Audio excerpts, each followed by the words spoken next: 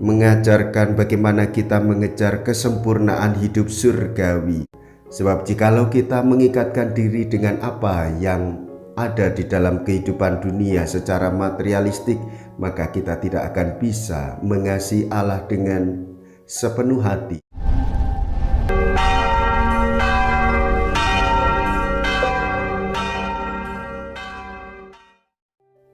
Saudara-saudariku yang terkasih, hari ini Senin 21 Agustus 2023. Saya Romo Siga dari Paroki Santo Yusuf, Surabaya. Dalam nama Bapa dan Putra dan Roh Kudus, amin. Gereja merayakan peringatan wajib Santo Pius ke-10, seorang paus.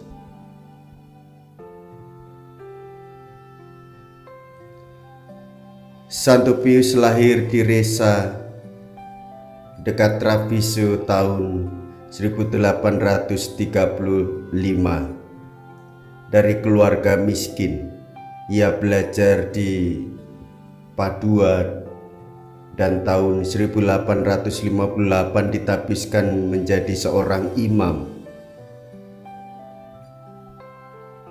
Bila kita memperhatikan riwayat hidupnya, maka tampaklah contoh klasik orang yang mempunyai karier, dan di tingkat yang paling bawah ia naik ke tangga tertinggi menjadi imam, uskup, patrik, dan paus, tetapi tetap seorang pastor yang sungguh sangat sederhana dan mengabdikan diri sepenuhnya demi kepentingan yang dikehendaki oleh Tuhan. Disitulah letak keagungannya. Liturgi dan sakramen dibukanya bagi umat, komuni pertama bagi anak-anak, komuni harian dianggapnya sebagai sumber kehidupan Kristiani sejati.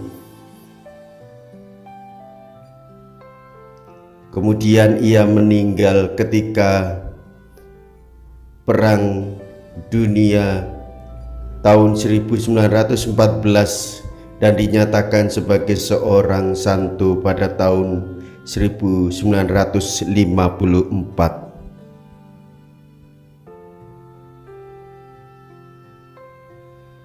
Marilah kita berdoa. Allah Bapa, sumber kebenaran hidup kami dan sumber cinta kasih, Engkau sudah memenuhi Santo Pius ke-10 dengan kebijaksanaan surgawi dan keteguhan para rasul. Ia menjaga iman yang sungguh benar dan mempersatukan serta memperbarui segalanya dalam Kristus. Semoga kami menuruti ajaran dan teladannya dan memperoleh ganjaran abadi dengan pengantaraan Yesus Kristus, Putra-Mu Tuhan kami, yang hidup dan berkuasa bersama dengan Dikau dalam persatuan Roh Kudus, Allah sepanjang segala masa. Amin. Tuhan bersamamu dan bersama rohmu. Inilah Injil suci menurut Matius. Dimuliakanlah Tuhan.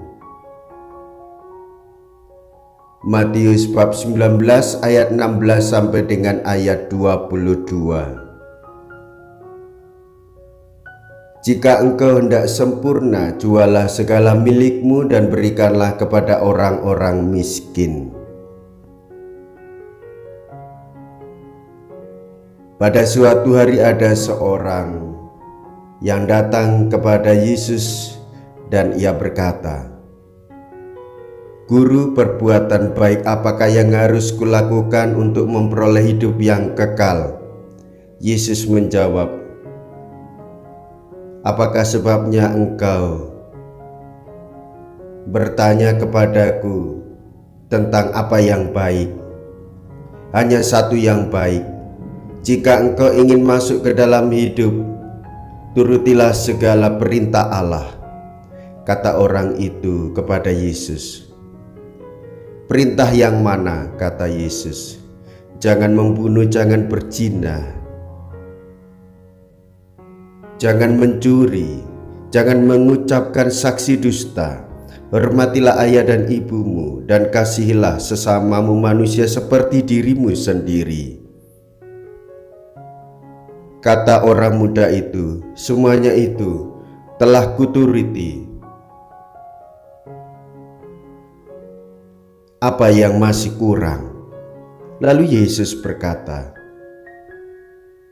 jika engkau hendak sempurna, pergilah, jualah segala milikmu, dan berikanlah itu kepada orang-orang miskin, maka engkau akan memperoleh harta di surga.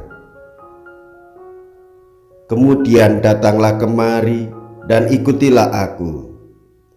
Ketika mendengarkan perkataan itu, pergilah orang muda itu dengan sedih sebab hartanya banyak. Demikianlah sabda Tuhan. Terpujilah Kristus. Saudara-saudariku yang terkasih, Tuhan Yesus mengajarkan tentang kerajaan surga, mengajarkan bagaimana kita mengejar kesempurnaan hidup surgawi, yaitu hidup di dalam cinta kasih, mengasihi Allah dan mengasihi sesama, sekaligus membebaskan diri dari segala kelekatan-kelekatan duniawi. Barulah kita bisa dan mampu untuk mengikuti apa yang menjadi kehendak Tuhan Yesus, untuk mengikuti perintah-perintahnya, dan untuk ikut di dalam perjalanan hidupnya.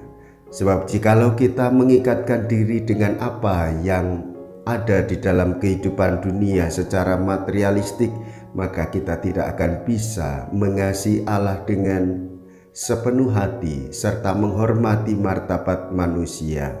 Sejatinya hidup orang Kristiani satu sama lain saling menghormati.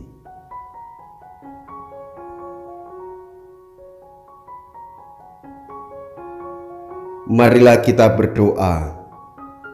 Allah Bapa, sumber kebijaksanaan dan cinta kasih, pada peringatan Santo Pius ke-10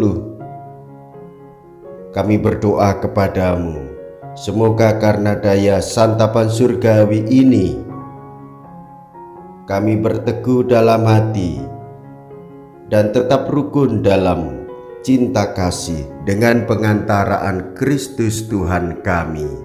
Amin. Tuhan bersamamu dan bersama rohmu. Semoga Allah yang Maha Kuasa memberkati saudara sekalian, Bapa dan Putra dan Roh Kudus. Amin.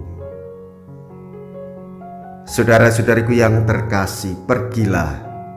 Ibadat sabda sudah selesai. Syukur kepada Allah.